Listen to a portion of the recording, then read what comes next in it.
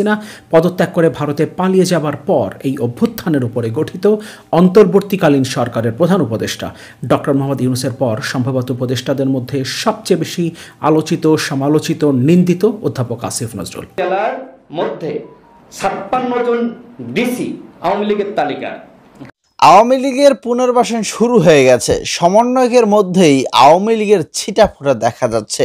দর্শক শ্রোতা, খুবই গুরুত্বপূর্ণ একটা ভিডিও, মানে কি বলবো আপনাদের। যাই হোক, সমন্বয়ক সার্জিস আরব এবং আরও যারা রয়েছে, হাসনাত আবদুল্লাহ সহ আরও কয়েকজন যে সমন্বয়ক রয়েছে, তাদের মধ্যে আওয়ামী লীগের ছিটাফোঁটা দেখা যাচ্ছে। এদিকে খুবই আরেকজন গুরুত্বপূর্ণ ব্যক্তি আইন উপদেষ্টা আসিফ নজরুল, তিনি কি আওয়ামী লীগের সদস্য কিনা, এখনো আছে কিনা, সেই বিষয় নিয়ে কিছু চাঞ্চল্যকর তথ্য উঠে আসছে এই ভিডিও থেকে। তাই আশা করব ভিডিওটি সম্পূর্ণ দেখতে থাকেন কি বলা হচ্ছে।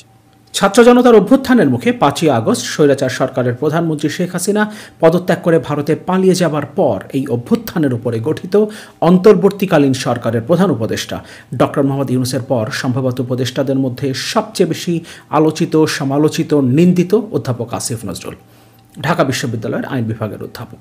তিনি একই সাথে আইন, বিচার ও সংসদ বিষয়ক মন্ত্রণালয়, সংস্কৃতি বিষয়ক মন্ত্রণালয় এবং প্রবাসী কল্যাণ ও কর্মসংস্থান বিষয়ক মন্ত্রণালয়ের দায়িত্ব পালন করছেন। প্রায় প্রতিদিনই সামাজিক যোগাযোগ মাধ্যমে তাকে নিয়ে বিভিন্ন আলোচনা হয়। কেউ তাকে ভারতের দালাল বলছেন, কেউ বলছেন তিনি আওয়ামী লীগের এজেন্ডা বাস্তবায়ন করছেন, কখনো কখনো তাকে সিআইএ কিংবা মার্কিন যুক্তরাষ্ট্রের দালাল বলা হচ্ছে। কিন্তু কেন তাকে নিয়ে এত আলোচনা কেন? তিনি বেশ কিছু সিদ্ধান্ত নিয়েছেন যেগুলো নিয়ে বিভিন্ন সময়ে সামাজিক যোগাযোগ মাধ্যমে আলোচনা হয়েছে, সেগুলো নিয়ে সমালোচনা হয়েছে। বিশেষ করে সংস্কৃতি বিষয়ক মন্ত্রণালয়ের দায়িত্ব নেবার পর তিনি শিল্পকলা একাডেমির মহাপরিচালক পদে সৈয়দ জামিল আহমেদকে নিয়োগ দেন। সৈয়দ জামিল আহমেদ এরপর কয়েকটি মন্তব্য করেছিলেন, সেটা নিয়ে সমালোচনার ঝড় উঠেছিল। এর আগেও তিনি মহাপরিচালকের দায়িত্ব পাবার আগেও কিছু মন্তব্য করেছেন, যেটা নিয়ে সামাজিক যোগাযোগ মাধ্যমে আলোচনা, সমালোচনা হয়েছে। এবং এই সব কিছুর জন্য দায়ী করা হচ্ছে অধ্যাপক আসিফ নজরুলকে, কারণ তিনি এই নিয়োগটা দিয়েছেন। কেউ কেউ বলছেন তিনি স্বজনপ্রীতি করছেন, তিনি নিজের পরিচিত গণ্ডির মধ্য থেকেই দায়িত্বগুলো বন্টন করছেন। সৈয়দ জামিল আহমেদকে নিয়ে সমালোচনাটা শুরু হয় মূলত তার স্কুলিং নিয়ে। তিনি দিল্লির ন্যাশনাল স্কুল অব ড্রামার ছাত্র ছিলেন, যেখানকার ছাত্র ছিলেন অনুপম খের, নাসিরুদ্দিন শাহ, পঙ্কজ ত্রিপাঠী, মনোজ বাজপাইদের মতো অভিনেতারা। সেখান থেকে তার স্কুলিং হয়েছিল। ফলে অনেকেই বলার চেষ্টা করছেন তিনি বাংলাদেশে ভারতের দাবেদারি করবেন, ভারতের এজেন্ডা বাস্তবায়ন করবেন। এবং তাকে যেহেতু নিয়োগ দিয়েছেন অধ্যাপক আসিফ নজরুল, সুতরাং তিনি ভারতের এজেন্ডা বাস্তবায়নের উদ্যোগ নিয়েছেন বাংলাদেশে অন্তর্বর্তীকালীন সরকারের উপদেষ্টা হিসেবে। কেউ কেউ বলার চেষ্টা করছেন যেহেতু সৈয়দ জামিল আহমেদ ঢাকা বিশ্ববিদ্যালয়ের অধ্যাপক এবং তিনি একটা ডিপার্টমেন্টের চেয়ার, প্রতিষ্ঠাতা চেয়ার, ফলে ব্যক্তিগত পরিচয়ের মধ্য থেকেই আসিফ নজরুল শিল্পকলা একাডেমির মহাপরিচালক নির্ধারণ করেছেন। হতে পারে একজন ব্যক্তি যদি কোনো দায়িত্ব পান, তাহলে তিনি তার পরিচিত জনদের মধ্যেই সঠিক মানুষটাকে খুঁজে বের করার চেষ্টা করবেন, যদি তিনি তার উপরে আস্থা রাখতে পারেন। হয়তো আসিফ নজরুল তার উপর আস্থা রাখতে পেরেছেন। আবার সামাজিক যোগাযোগ মাধ্যমের অভিযোগ হিসেবে তিনি ভারতের দালালি করছেন। গতকাল আমার দেশ পত্রিকার সম্পাদক মাহমুদুর রহমানকে কারাগারে পাঠানো হয়েছে স্বৈরাচার হাসিনা সরকারের আমলে শেখ হাসিনার পুত্র সজীব ওয়াজেদ জয়কে অপহরণ এবং তাকে হত্যা চেষ্টার মামলা করা হয় মাহমুদুর রহমানের বিরুদ্ধে। সেই মামলায় তাকে গ্রেফতার করা হয়। এরপর তিনি জামিন নেন, জামিনে মুক্ত হয়ে তিনি বিদেশে চলে যান। তিনি বিদেশে থাকা অবস্থায় এই মামলার রায় ঘোষণা করা হয়। সেই রায়ে তার 7 বছরের সাজা দেওয়া হয়। এরপর তিনি দেশে ফিরেছেন গত শুক্রবার এবং তিনি গতকাল আত্মসমর্পণ করেছেন। এবং যেহেতু 1 বছরের অধিক সময়ের সাজা দেওয়া হয়েছে আদালত থেকে, নিম্ন আদালত থেকে, এবং নিম্ন আদালতের এখতিয়ার নেই 1 বছরের বেশি সময়ের সাজাপ্রাপ্ত আসামির জামিন মঞ্জুর করা, এ কারণে তাকে কারাগারে পাঠানো হয়েছে। অনেকে প্রশ্ন করছেন কেন আইন, বিচার এবং সংসদ বিষয়ক মন্ত্রণালয়ের দায়িত্বে থাকা উপদেষ্টা অধ্যাপক আসিফ নজরুল মাহমুদুর রহমানের বিরুদ্ধে যে মামলা সেটা তুলে নিচ্ছেন না। যেহেতু তিনি সাজাপ্রাপ্ত আসামি, মাহমুদুর রহমান যেহেতু সাজাপ্রাপ্ত আসামি, এই মামলাটা বানোয়াট, ভিত্তিহীন। স্বৈরাচার হাসিনা সরকার নিবর্তনমূলকভাবে এই মামলাটা দায়ের করেছিল। এটা যদি হয়েও থাকে, তারপরও সাজাপ্রাপ্ত আসামির ক্ষেত্রে তিনি এটা করতে পারেন না। এবং মাহমুদুর রহমান নিজে শুক্রবার যখন বাংলাদেশে আসেন, তিনি ঘোষণা করেছেন তিনি আইনি লড়াইয়ের মাধ্যমেই মুক্ত হবেন, এবং সেই ঘোষণাটা তিনি রবিবার যখন আদালতে আত্মসমর্পণ করেন তখনও বলেছেন। কিন্তু সামাজিক যোগাযোগ মাধ্যমে বলা হচ্ছে অধ্যাপক আসিফ নজরুল চাইলেই এই মামলা তুলে নিতে পারতেন।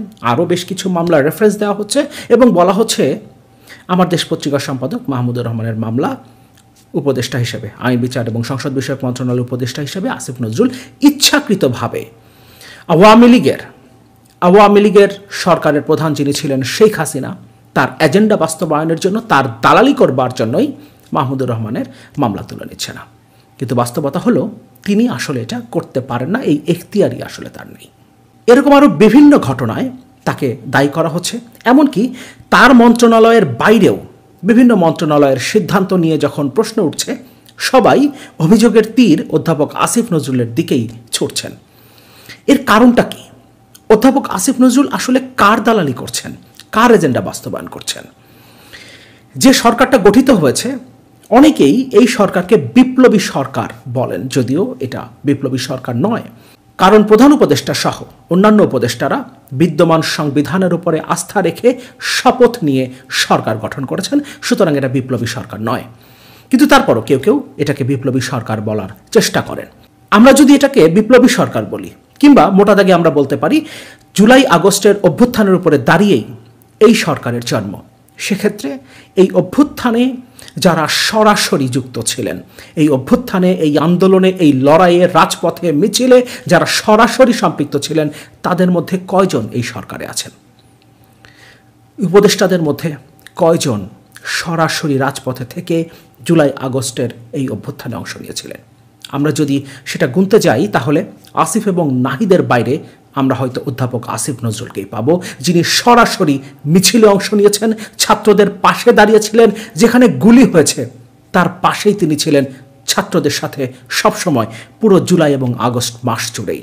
পুরো অভ্যুত্থানের সময়টাই তিনি আগলে রেখেছিলেন শিক্ষার্থীদের, এবং বুক পেতে দিয়ে যেখানে শিক্ষার্থীরা শহীদ হয়েছেন সেসব জায়গায় অধ্যাপক আসিফ নজরুলকে দেখা গেছে, মিছিলে দেখা গেছে, স্লোগান দিতে দেখা গেছে, শহীদ মিনারে দেখা গেছে, শাহবাগে দেখা গেছে। সুতরাং বিপ্লবী সরকার বা অভ্যুত্থানের উপরে গঠিত সরকারের উপদেষ্টা হিসেবে অধ্যাপক আসিফ নজরুলকে অস্বীকার করার কোনো সুযোগ কি আছে?